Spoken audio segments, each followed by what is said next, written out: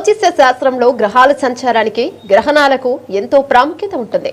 సాధారణంగా అమావాస్య రోజు సూర్యగ్రహణం ఏర్పడుతుంది. ఆదివారం అమావాస్య అయితే ఆ రోజు చేసిన జపాలకు అనుష్ఠానాలకు ఎంతో శక్తి వస్తుందని పండితులు చెప్తున్నారు.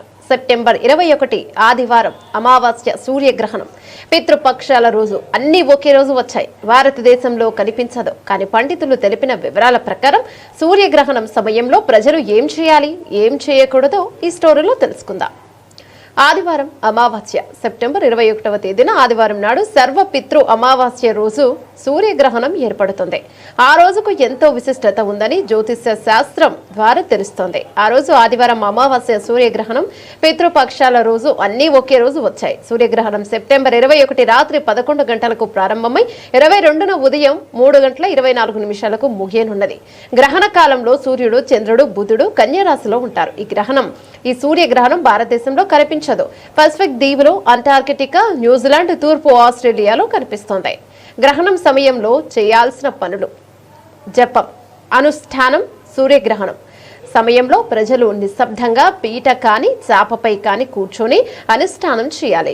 మంత్రశక్తి ఉన్నవారు గ్రహణం ప్రారంభమైన దగ్గర నుంచి విడిచేంత వరకు చేయాలి. మంత్ర అనుష్ఠానం లేని వారు విష్ణువు, శివుడు, దుర్గాదేవికి సంబంధించిన మంత్రాన్ని జపించమని సలహా ఇస్తారు. ఒకవేళ ఎలాంటి మంత్రము తెలియకపోతే ఓం అనే బీజాక్షరాన్ని జపం చేయాలంటున్నారు పండితులు. ఇలా చేయడం వలన అంతర్గతంగా శక్తి పెరుగుతుంది.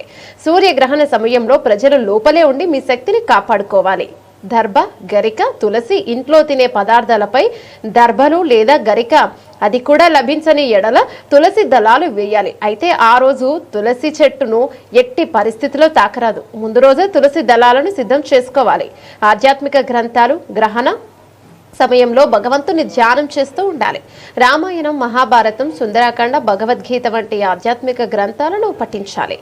దేవుడి విగ్రహాలు గ్రహణ సమయంలో దేవుడి విగ్రహాలు చిత్రపటాలపై క్లాత్ ను కప్పి ఉంచండి. తర్వాత రోజు పటాలను, గ్రహాలను నీటితో శుద్ధి చేసి పసుపు కుంకుమతో అలంకారం చేయాలి. గంగాజలంతో శుద్ధి. గ్రహణం వీడిన తర్వాత ఇంటిని నీటితో శుభ్రం చేసుకోవాలి. ఆ తర్వాత గంగాజలం చల్లండి. ఆ వాటర్ లేకపోతే పుణ్యనదుల నీటిని కూడా చల్లవచ్చు. అది కూడా లేని ఎడల పసుపు నీటిని చల్లండి. పితృదేవతలకు తర్పణాలను వదలండి.